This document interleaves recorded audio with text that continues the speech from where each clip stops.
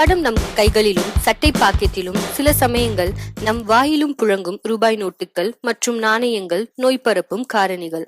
சாவு வீட்டிற்கு சென்று வந்தால் குளிக்கிறோம், ஆனால் நம் சட்டைப்பையில் புழங்கும் ஒற்றை ரூபாய் நாணயம் எந்த பிணற்றின் நெற்றியிலிருந்து எடுக்கப்பட்டது என்று யாருக்கு தெரியும்?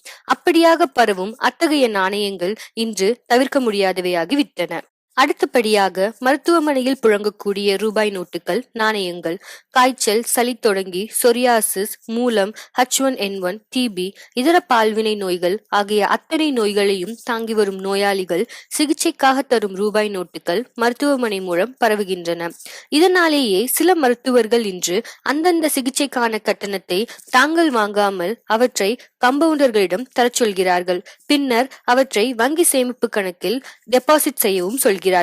சாக்கடை மற்றும் கழிவுநீர் சுத்தம் செய்யும் பணியாளர்கள் மூலம் பரவும் ரூபாய் நோட்டுகள், நாணயங்கள்.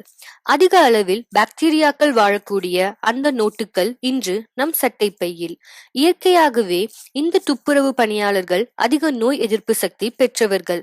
ஆனால் அவர்கள் மூலம் பரவும் நோட்டுகளை பயன்படுத்தும் நாம் இறைச்சிக் கடையில் பரிமாறப்படும் பணம், இறைச்சியின் இரத்தத்தில் வாழும் பாக்டீரியாக்கள் மற்றும் தொற்று கிருமிகள் அப்படியே அந்த கடைக்காரர் மூலம் ரூபாய் நோட்டுகள் மற்றும் நாணயங்களில் பரவி இன்று நம் வீட்டு பீரோக்களில் பத்திரப்படுத்தப்படுகின்றன.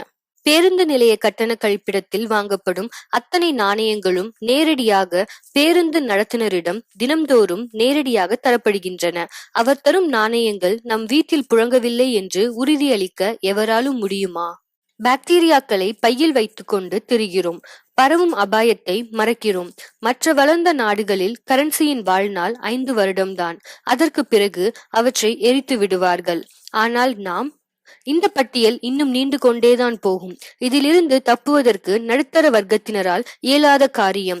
ஆனால் நாம் பாதுகாப்புடனும் விழிப்புணர்வுடனும் செயல்படலாம். நாணயங்கள் மற்றும் ரூபாய் நோட்டுகளை வாயில் வைப்பதை தவிர்க்கவும். எச்சில் தொட்டு பணத்தை எண்ணும் பழக்கத்தை அறவே கைவிடவும். கரன்சி மூலம் பரவும் பாக்டீரியாக்களை முற்றிலும் ஒழிக்க முயற்சி செய்வோம், பாடுபடுவோம். இந்த குறுந்தகவலை குறைந்தபட்சம் நம் நண்பர்களிடமாவது பகிர்ந்து கொள்வோம். சற்றே சிந்திப்போம். நம் சந்ததியினரை காப்போம்.